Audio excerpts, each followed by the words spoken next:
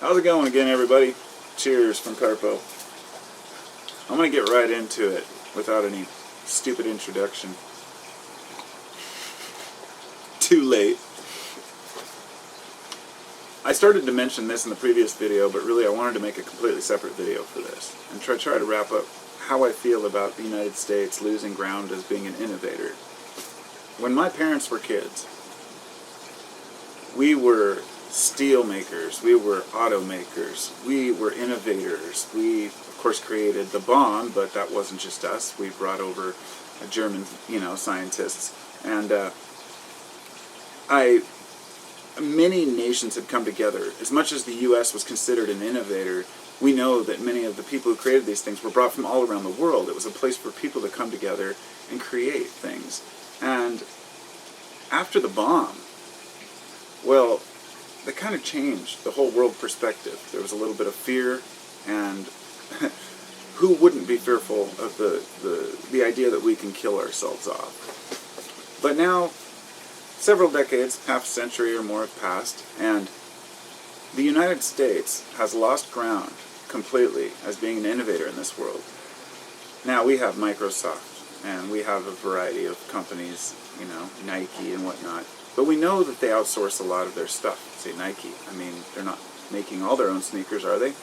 Well, not here in the United States anyway. So we have many companies who pose as U.S. companies, but have all their work done offshore and in other countries, which there's something to be said about that. Can you blame a business owner for wanting to get it done as cheap as possible? Of course not. It's easy to say, well, you should be American and do everything here, but the exorbitant labor costs and the problems that we have with our economy have caused these problems. The issue is complicated, but basically like this. Back in the 90s, we shut down funding, I think it was 93, for this collider, a supercollider that we were building. Now, you may have heard of the Large Hadron Collider that's in Switzerland. It's 17 miles long, and it's where they discovered, supposedly, they've claimed that they discovered the Higgs boson, which is the particle that basically the particle that holds everything together, if you will. And it's much more complicated than that, but most of you have probably heard of it. The discovery was made, Peter Higgs, the creator, or the guy with the theory of the Higgs boson, he was there during the, when they did the declaration, and everybody cheered, and he cried, and it was like a big moving moment for Switzerland. Of course, there were U.S. scientists involved and people from all around the world. But the question is, why did they have their collider finished when we didn't? Well, the funding was shut down. It was originally supposed to cost $4 billion, and the costs ended up getting up to $8 billion. And from what I understand now, see, we already had a collider. It's a smaller one. I think it's a 4-mile collider, and we had discovered all kinds of great things. And I saw an interview with the people who ran it, and they were just so distraught because they shut it down. They shut down funding on this small one, and we're basically leaving innovation and creation to other countries to figure out, which is fine. We'll be utilizing this energy too, but it's become quite an issue because I've been looking at the charts of spending in the United States, and I know how much not just is spent on various budgets with health and with military, but then you can look at the actual expenditures just from the military, and they spend a huge amount on weapons and a very tiny fraction on things like environment or education, like 3%.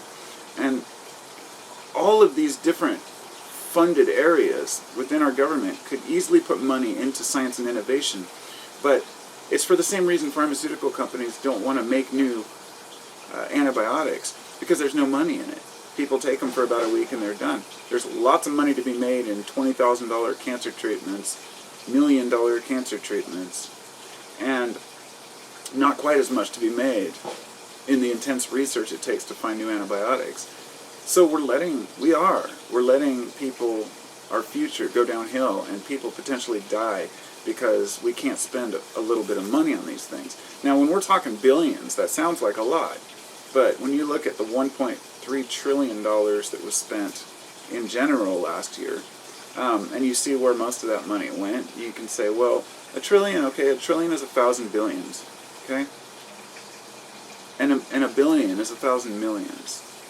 So a trillion is a million millions, okay? It's a lot of fucking money, pardon my language. But we're talking about a huge amount of money that's going into defense and even to healthcare, which is, the costs are way too high, which we need to reduce, and then it wouldn't be such a burden. But it's, like I say, it's very complex. It's economy, because intertwined within that is capitalism. Capitalism is what drove innovation. That's what we have to remember. But they shut down funding on this thing, part way through completion. Now they're just abandoned tunnels. And you'd think, okay, it took a few billion extra dollars.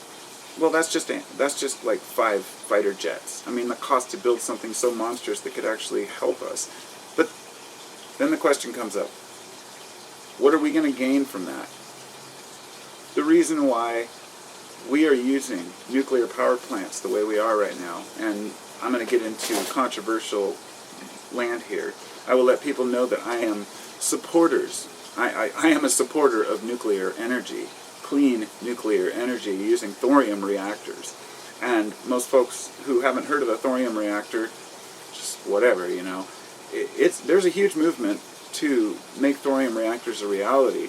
These are reactors that, the worst that happens, if there was a huge earthquake and the whole thing tipped over, it would just spill into the tank and that would be done and it would stop. The difference between a thorium reactor and a standard uranium, cold water reactor is that you have to keep the cold water reactor from melting down, whereas you have to actually keep the thorium reactor going, kind of like stoking a fire, metaphorically. And this means that it cannot melt down. And the thorium used, from what I understand, you say that a marble-sized chunk of thorium is enough to power you, everything you'll use as an individual for the rest of your life. And it's clean, more or less. Now, you ask, well, why aren't we doing this? Because we're already invested in nuclear reactors that we have. And this scared the shit out of people after what happened in, 3 Mile Island, and then over in Russia, and then Chernobyl, and then boom, all of a sudden Fukushima happens. The first time we've seen an actual nuclear reactor explode. And that scared the shit out of people. And for the first year or two, people were saying the whole coast is going to die, the beach is going to die, everybody in Japan's going to die. Well, I'm not going to say that radiation isn't dangerous. I am going to say that it is blown out of proportion as to the dangers. For example, Chernobyl, most of the thyroid cancer were a result of people eating tainted food, which should have been eliminated, but the fallout landed on the food, and the people ate the food because the government refused to admit that it was a nuclear reactor meltdown. And it was a huge conspiracy. The government basically fucked the people up. No one directly died at Chernobyl, as far as I know. So indirect exposure is scary, and radiation is scary. But let's think about this for a minute rationally. If the U.S. were to start with the clean energy, well, we have a clean energy plan that supposedly, Trump says he wants to scrap it and then start mining, coal mining and drilling in federal lands, and that's why it upsets me so much. It's because we've worked so hard to try to be an innovator and leaders in free energy, but we're not even close. I mean, the U.S. is surpassed in all avenues now by the rest of the world. There's really nothing that we do better except fight, okay? And fighting gets us nowhere.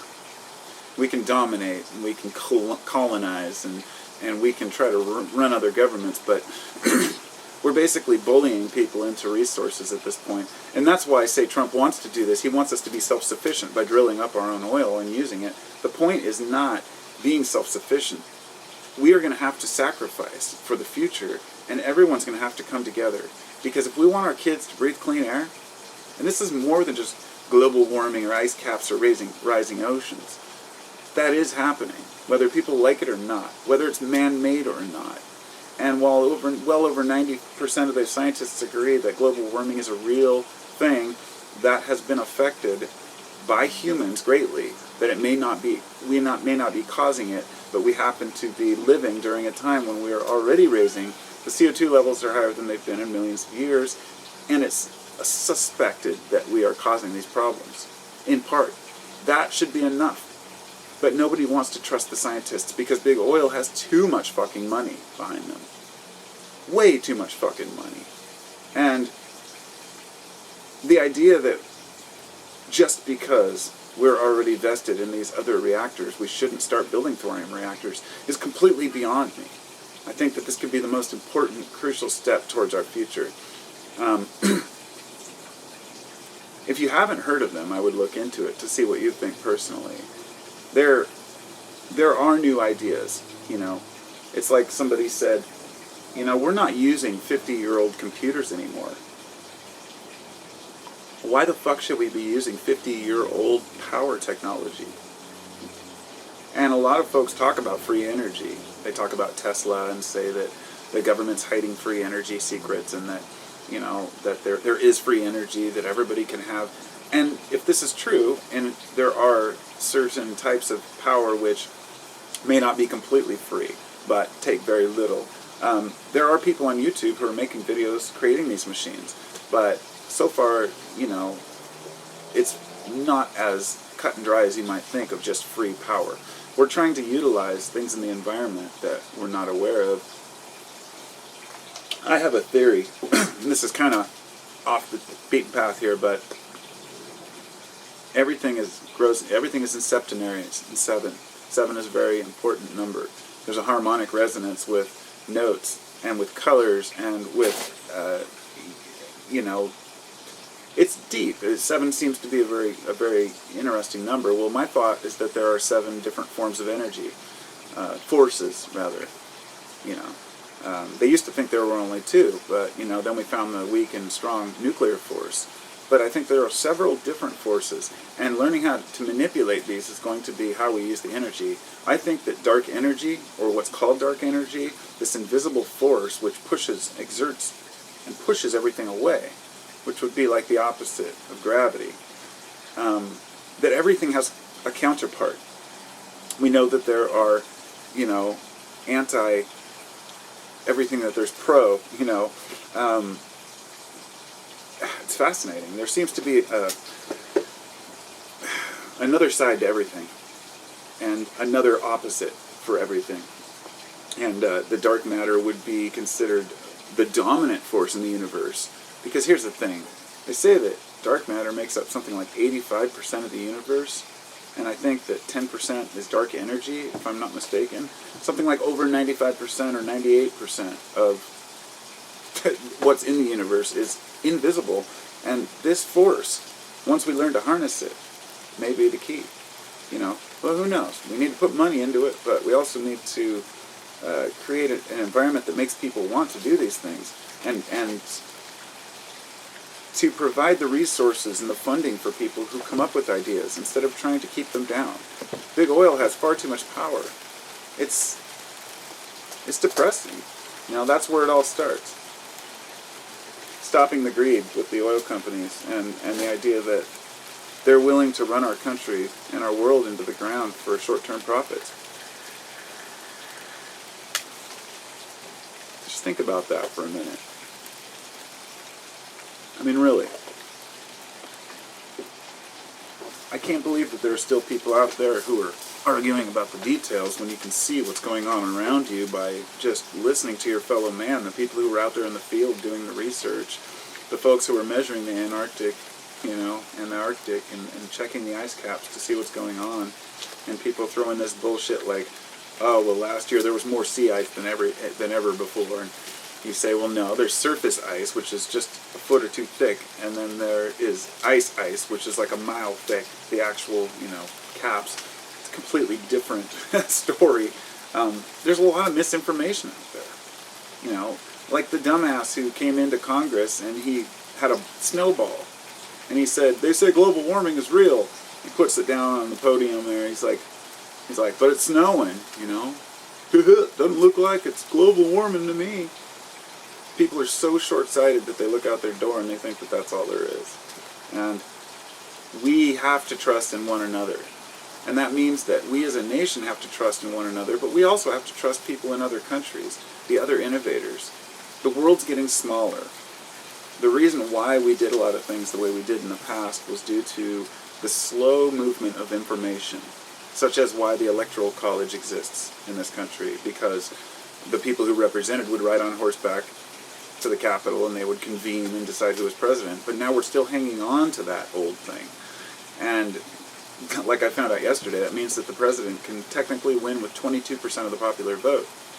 That's crazy to me, but that's just the way it works.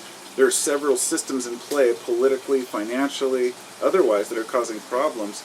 But really, we need to finance the innovators in this country again. And I know there are government programs that will help, but people don't want to pay the taxes.